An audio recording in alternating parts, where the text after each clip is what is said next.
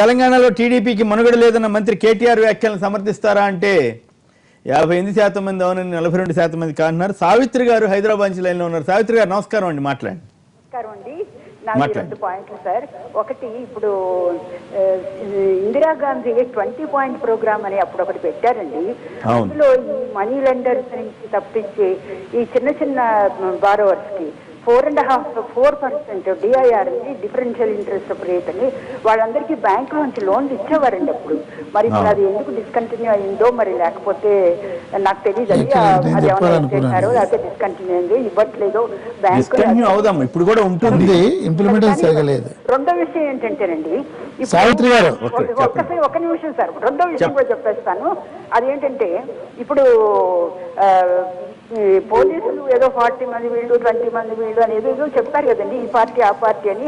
అసలు పోలీసులు పార్టీల గురించి ఎందుకు చెప్పాలండి? క్రిమినల్స్ ఎంతమంది అని చెప్పాలి, కానీ వాళ్ళు కూడా ఈ పార్టీ వాళ్ళు ఎంతమంది ఆ పార్టీ వాళ్ళు ఎంతమంది చెప్పడం అంత ఉచితంగా లేదండి. పోలీసులకి అది అనవసరం, ఏ పార్టీ వాళ్ళు ఎవరో. క్రిమినల్స్ నెంబర్ చెప్పాలి తప్ప పార్టీలుగా విడగొట్టి వాళ్ళే ఏదో ఒక క్లాసిఫై చేసేసి చెప్పడం అంత బాలేదనిపిస్తుందండి. అంటే మరి అపోజిషన్ వాళ్ళు పార్టీ అధికార పార్టీ మీద ఆరోపణ చేసినప్పుడు మరి ఎట్లా బయటపడాలి? అది కరెక్టేనండి, ఆ పార్టీ వాళ్ళే ఎదిరించాలి తప్ప పోలీసులు దాన్ని లెక్కేయొద్దు అంటారా?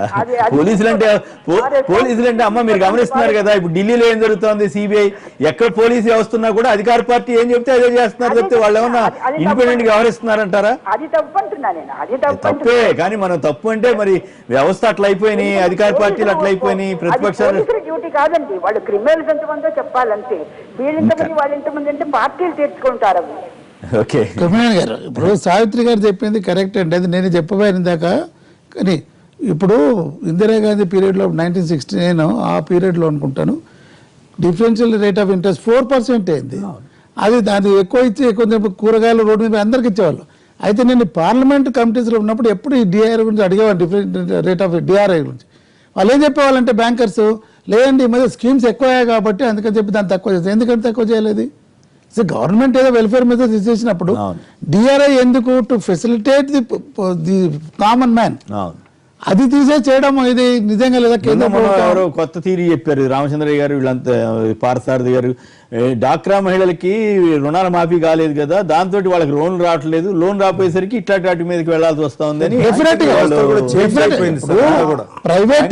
ప్రైవేట్ ఫైనాన్షియల్ ఇన్స్టిట్యూషన్ ఎప్పుడు ఆధారపడతారండి? గవర్నమెంట్ లో తర్వాత సెమీ గవర్నమెంట్ లో ఉన్న అసలు వడ్డీ లేకుండానే ఉండేది జరుగుతున్నది. అదే మంచి పాయింట్అవుట్ చేశారు. అది డిఆర్ఐ ఇది వీళ్ళ గురించే అప్పుడు ఆ రోజుల్లో పెట్టింది. నిర్వీర్యం చేసేసారు, విధానపరమైన మీరు లాభాలు సంపాదించండి అని వాళ్ళ మీద ఒత్తిడి చేసి ఇప్పుడు కావూరు సాంబశివరావు ఇంటి దగ్గర మన ఉద్యోగులు వెళ్ళి ధర్నా చేశారు. 1000 కోట్లు జిఎంఆర్ జీవీకే పెద్ద పెద్ద సంస్థలన్నింటికి వేల కోట్ల అప్పులు. ఈ సామాన్య విధానపరమైన రావులపాలెం చైతన్య గారు లైన్ లో ఉన్నారు. చైతన్య గారు నమస్కారం, మాట్లాడండి. నమస్తే సార్. నమస్తే, మాట్లాడండి.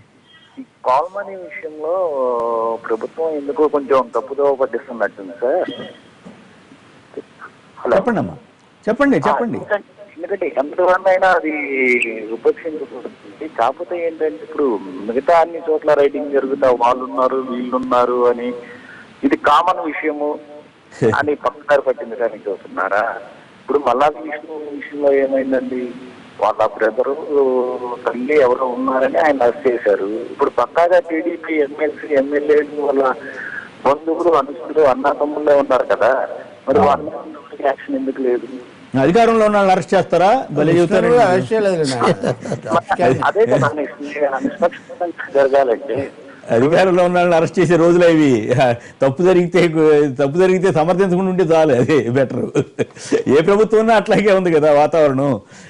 నేను అన్నా ఇప్పుడు చంద్రబాబు గారు ఎంతటి వాడినైనా వదిలేదు లేదంటే మనం అపార్థం చేసుకున్నాము. రెండో రోజు కమిషనర్ను పంపించారు అంటే ఎంతటి వాడినైనా వదిలేదు లేదంటే చర్య తీసుకోకున్నానంట. దాన్ని మళ్ళీ కార్టూన్ లా కాకుండా చేస్తే మంచిది. రైట్. తెలంగాణలో టీడీపీకి మనుగడ లేదన్న మంత్రి కేటీఆర్ వ్యాఖ్యలతో ఏకీవిస్తారా అంటే 58% మంది అవునంటున్నారు, 42% మంది కాదంటున్నారు. రవి గారు, అది సాధ్యమేనా? ఏది తెలంగాణలో టీడీపీకి మనుగడ అంటే చాలా కష్టం, ఎదురీతగా ఉంటుంది. వాళ్ళ విధానాలు కూడా మార్చుకోవాలి, ఓటుకు నోటు ఆ ప్రభావాల నుంచి కూడా బయటపడాలి. చిన్నబాబు పెద్ద కేసే ఉంది ఉందంటారు ఇంకా లేదే ఉంది, అవసరానికి అది అస్త్రం ఉంటుంది. ముఖ్యమంత్రులు ఇద్దరు కలిసి కూర్చున్న తర్వాత ఇంకే ఉంటుంది. దాంట్లో కూడా అది కూడా ఓటుకు నోటే అంటే రేపు ఇక్కడ ఓట్లు ఇవన్నీ చాలా వస్తాయి కదా. మంచిదే. ఇందాక చదువుతూ ఒక మాట చదివారు, గ్రేటర్ హైదరాబాద్ ఎన్నికల బాధ్యతను లోకేష్ బాబు మీద పెడతారు అనడానికి. సరే, ఇక్కడ కేటీఆర్ కి ఇచ్చారు కదా, అట్లాగే ఆయన కేటీఆర్ ఉద్యమంలో ఉధృతంగా పాల్గొని జనరల్ సెక్రటరీ చెప్పలేండి. అయితే ఒకటి ఇక్కడ రీజనల్ ఫీలింగ్ ఒకటి ఉంది ఆల్రెడీ, లేదా ప్రజల్లో, లేదా ఆంధ్ర పార్టీ సరే నేషనల్ పార్టీగా జరిగిందంటే. కాకపోతే ఏంటంటే ఇక్కడ తెలంగాణ నాయకత్వాన్ని మరి కాన్ఫరెన్స్ తీసుకుని చేస్తున్నప్పుడు తెలంగాణ ప్రజలు అది బాధపడరు. అది అటువంటి పెట్టవచ్చు. కాబట్టి కేటీఆర్ అనే దాంట్లో తెలంగాణ కరెక్ట్ అండి. వాళ్ళకి ఇవ్వకుండా పగ్గాలన్నీ అధికారం అంతా ఆయన చేతిలో పెడతామని ఇక్కడ వాళ్ళంతా బాధపడరండి. అది డెఫినెట్ ప్లే చేస్తుంది. ఒకవేళ ఇప్పుడు నిన్న మనం చూసాం మాగంటి గోపీనాథ్ ఏంటంటే మా మీద పెత్తనం, ఆయన గ్రేటర్ హైదరాబాద్ అధ్యక్షుడు ఏంటని. ఇటువంటి చిన్న చిన్న వాటికి సెంటిమెంట్ ఎరోజ్ అవుతాయి. కాబట్టి ఒకవేళ అటువంటి చేస్తారు మీరు ఏం చేయాలి మీరేం కాదు. పొలిటికల్ మెచ్యూరిటీ అవసరం. ఇక్కడ తెలంగాణలో కూడా టీడీపీలో ఉన్న లీడర్లు గమనించాలి. ఇక్కడ ఒకటే సమస్య, తెలుగుదేశం అంత బలహీనంగా ఉంటే మటుకు ఫిరాయింపుల కోసం టీఆర్ఎస్ ఎందుకు ఇంతగా రోజు నడుస్తుందనే ఒక వాళ్ళే వస్తామంటే మేమేం చేస్తాం. జగన్నాథం గారు, గోవిందరెడ్డి గారు, తెలకపల్లి గారు, ఎల్లంపల్లి శ్రీనివాస్ గారు పలువురు మాట్లాడారు. అందరికి కూడా ధన్యవాదాలు. ఇది నేటి వార్తా విశ్లేషణ కార్యక్రమం. నమస్కారం.